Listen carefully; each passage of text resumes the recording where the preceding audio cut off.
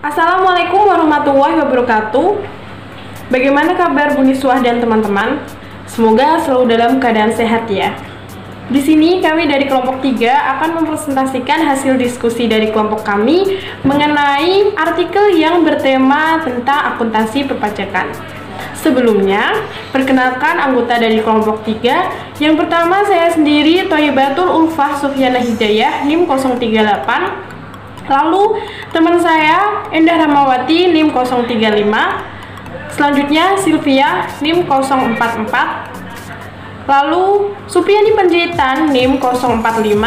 Yang terakhir Siti Inayatun Naimah NIM 115. Nah, selanjutnya materi yang pertama akan disampaikan oleh Endah Ramawati. Baiklah, kami akan menjelaskan artikel yang berjudul Country Level Governance, Accounting Standards and Tax Avoidance Cross Country Study.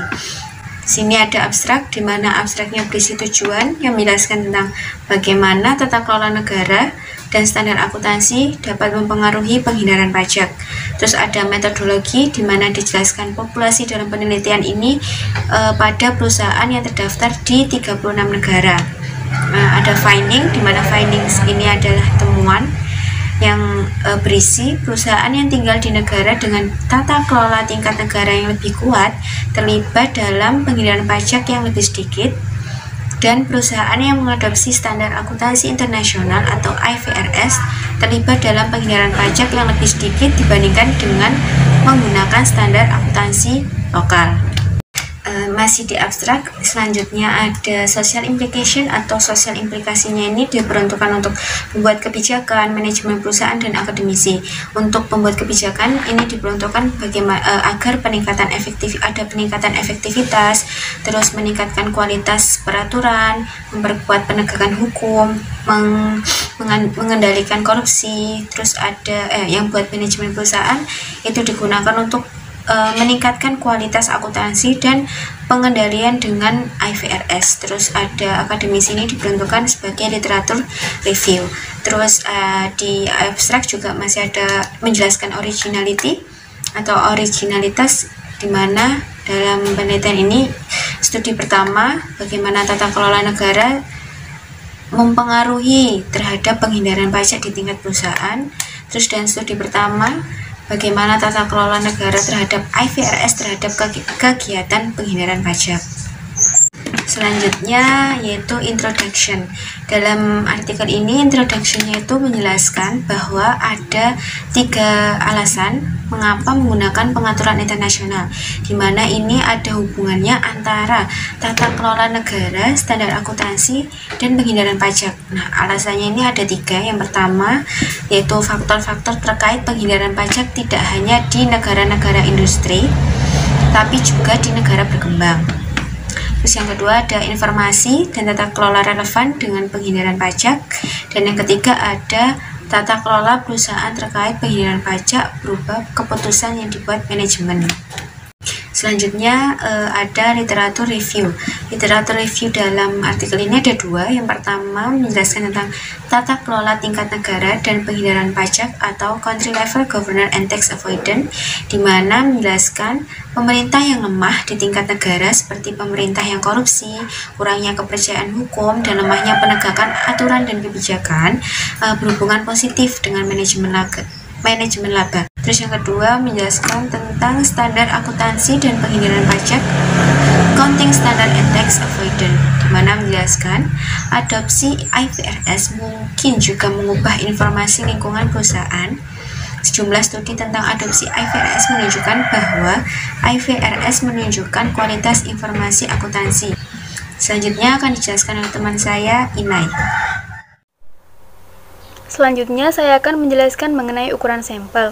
Sampel yang digunakan dalam penelitian ini adalah perusahaan pada Indeks Ekuitas Global Data Stream, yaitu 4.667 perusahaan dikalikan 5 tahun, yakni sebanyak 23.335, dikurangi dengan lembaga keuangan sebanyak 1.151 perusahaan dikali 5 tahun, yaitu sebanyak 5.755, lalu dikurangi lagi dengan perusahaan tanpa data keuangan yang lengkap sebanyak 603, maka hasilnya adalah sebanyak 16.977. Kemudian dikurangi lagi dengan perusahaan dengan pendapatan sebelum pajak yang negatif sebanyak 1.904, maka sampel akhir yang digunakan pada penelitian kali ini adalah sebanyak 15.073. Selanjutnya adalah operasionalisasi variabel penelitian. Variabel yang pertama yaitu penghindaran pajak, di mana pengukurannya adalah nilai 1 untuk tarif pajak efektif 5 tahun yang lebih besar dari 1, dan nilai 0 untuk tarif pajak efektif 5 tahun negatif. Selanjutnya, tata kelola negara, pengukurannya adalah menggunakan government index yang diambil dari World Governance Indicators. Selanjutnya, sistem pajak dunia, pengukurannya yaitu nilai 1 untuk perusahaan yang menerapkan sistem pajak dunia dan 0 untuk yang menggunakan sistem pajak lokal. Selanjutnya, pengukuran untuk negara hukum umum yaitu nilai 1 untuk negara hukum dan 0 untuk negara hukum sipil. Selanjutnya, pengukuran untuk negara maju yaitu nilai 1 untuk negara maju dan 0 untuk negara berkembang. Lalu untuk pertumbuhan ekonomi, pengukurannya adalah log PDB per kapita. Dan yang terakhir, untuk tarif pajak wajib, pengukurannya adalah tarif pajak global KPMG. Selanjutnya adalah teknik pengumpulan data. Data yang digunakan dalam penelitian ini adalah data sekunder yang berupa data kuantitatif. Nah, data keuangan perusahaan diperoleh dari data stream selama tahun 2011 sampai 2015. Informasi keuangan tentang penghindaran pajak diperoleh dari Thomson Reuters data stream. Nah, sedangkan prosedur untuk mengumpulkan data yaitu menggunakan teknik dokumentasi. Untuk yang selanjutnya adalah teknik analisis data. Pada penelitian kali ini menggunakan dua model regresi. Yang pertama yaitu model regresi untuk mengetahui hubungan antara tata kelola tingkat negara, adopsi IFRS, dan penghindaran pajak. Sedangkan model regresi yang kedua yaitu untuk mengetahui pengaruh interaksi antara tata kelola tingkat negara dan adopsi IFRS. Untuk masing-masing rumusnya dapat dilihat pada gambar. Nah, selanjutnya ada hasil analisis statistik deskriptif. Teman-teman bisa lihat ini merupakan tabel dari hasil analisis statistik deskriptif. Lalu selanjutnya ada hasil pengujian hipotesis. Ada 3 hasil pengujian hipotesis. Yang pertama, perusahaan yang bertempat tinggal di negara dengan tata kelola tingkat negara yang lebih kuat berpengaruh negatif signifikan terhadap penghindaran pajak. Lalu yang kedua, perusahaan yang mengadopsi IFRS berpengaruh negatif signifikan terhadap penghindaran pajak dibanding dengan mereka yang mengadopsi standar akuntansi lokal. Lalu, hasil hipotesis yang ketiga yaitu negara-negara dengan pemerintahan yang lemah berpengaruh signifikan terhadap IFRS dalam penghindaran pajak, sedangkan negara dengan pemerintahan yang kuat tidak berpengaruh secara signifikan. Lalu di sini ada hasil analisis datanya.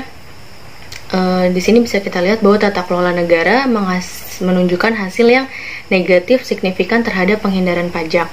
Hal ini menunjukkan bahwa perusahaan di negara-negara dengan tata kelola yang lebih kuat terlibat dalam penghindaran pajak yang lebih sedikit. Lalu ada standar akuntansi. Standar akuntansi juga menunjukkan hasil yang negatif signifikan terhadap penghindaran pajak. Hal ini menunjukkan bahwa perusahaan yang menggunakan IFRS terlibat dalam penghindaran pajak yang lebih sedikit. Lalu ada temuan penelitian. Yang pertama, apabila tingkat tata kelola negara meningkat, maka penghindaran terhadap pajak akan semakin menurun. Yang kedua, apabila perusahaan menerapkan standar akuntansi internasional atau IFRS, maka akan terlibat dalam penghindaran pajak yang lebih sedikit. Lalu yang ketiga, dengan mengadopsi IFRS, menyediakan mekanisme ikatan dalam mengurangi penghindaran pajak di negara-negara dengan lingkungan hukum dan kelembagaan yang lemah. Lalu ada catatan dalam artikel ini. Yang pertama yaitu ada alasan ini dijelaskan dalam pertanyaan survei.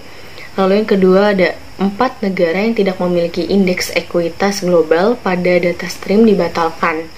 Lalu yang ketiga, ETR berbeda dengan STR karena adanya perbedaan pengukuran serta transaksi penghindaran pajak. Lalu yang keempat, ETR dihitung di tingkat perusahaan berdasarkan perusahaan laporan keuangan konsolidasian. Selanjutnya, saya akan menjelaskan telaah abstrak dari penelitian ini, di mana abstrak ini mempunyai kelemahan dengan tidak menjelaskan variabel kontrol, cara pengambilan sampel juga tidak dijelaskan secara rinci, serta tidak menjelaskan metode penelitiannya secara lengkap, hanya menjelaskan tentang populasinya saja. Dalam abstrak ini, mempunyai kelebihan dengan mampu menjelaskan keseluruhan isi dan kesimpulan artikel tersebut. Selanjutnya, telaah pada introduction, di mana introduction ini sudah mempunyai fenomena gap yang sudah jelas, serta riset gap yang sudah cukup banyak dan jelas. Introduction juga sudah bisa menjelaskan inti dari penelitian tersebut. Dalam introduction juga mempunyai kelemahan, yaitu introduction tidak dapat menjelaskan inti dari kerangka berpikir tersebut, serta tidak terdapat alasan dalam pemilihan sampel. Selanjutnya, telaah literatur review. Dalam literatur artikel hanya menjelaskan penelitian-penelitian terdahulu dan hanya menjelaskan bagaimana hipotesis dikembangkan, serta tidak mendefinisikan masing-masing variabel yang digunakan dalam penelitian secara rinci dan lengkap. Literatur review juga tidak mencantumkan konsep grand theory yang digunakan dalam penelitian sehingga pembaca sulit dalam memahami konsep teori yang jelas dalam menentukan kerangka penelitian. Literatur review juga tidak menyantumkan kerangka berpikir.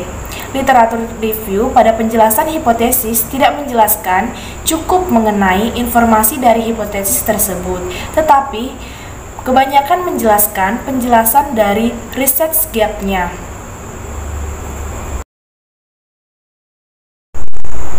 Selanjutnya, telaah metode penelitian. Dalam metode penelitian, penjelasan populasi dan sampel sudah cukup baik dan jelas. Terkait dengan variabel operasional, telah dijelaskan dengan baik di mana penjelasan mengenai pengukuran setiap variabel sudah cukup lengkap. Namun, pada model regresi tidak dijelaskan secara gamblang sehingga sulit dipahami oleh pembaca karena kurangnya penjelasan secara rinci. Terkait dengan metode pengumpulan datanya, tidak dijelaskan secara langsung sehingga pembaca harus menganalisis sendiri metode pengumpulan data apa yang digunakan. Sekian materi dari saya, selanjutnya akan dijelaskan oleh Sophie. Selanjutnya yaitu mengenai telaah result anticipation. Pada artikel tersebut, deskripsi hasil tidak cukup jelas. Selain itu, hasil dari setiap hipotesis sangat terbatas, bahkan tidak dijelaskan secara langsung secara rinci hasil dari setiap hipotesis tersebut. Selanjutnya, mengenai telaah conclusion. Nah, keuntungannya pada kesimpulan telah dipaparkan dengan jelas, tetapi tidak menjelaskan keterbatasan. Lalu pada kelemahannya, pada kesimpulan itu, peneliti tidak memberikan saran untuk penelitian selanjutnya. Nah, yang terakhir yaitu telaah secara umum.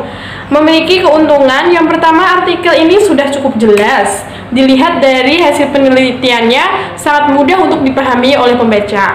Lalu, pada kelemahannya, artikel ditulis oleh orang luar negeri sehingga bahasa dan penyusunan kata yang digunakan itu tidak terlalu mudah dipahami. Namun, secara keseluruhan bisa dipahami. Yang terakhir yaitu hasil setiap hipotesis tidak dijelaskan secara detail dan banyak bahasa yang tersirat. Nah, sekian presentasi dari kelompok kami. Kurang lebihnya kami mohon maaf. Wassalamualaikum warahmatullahi wabarakatuh.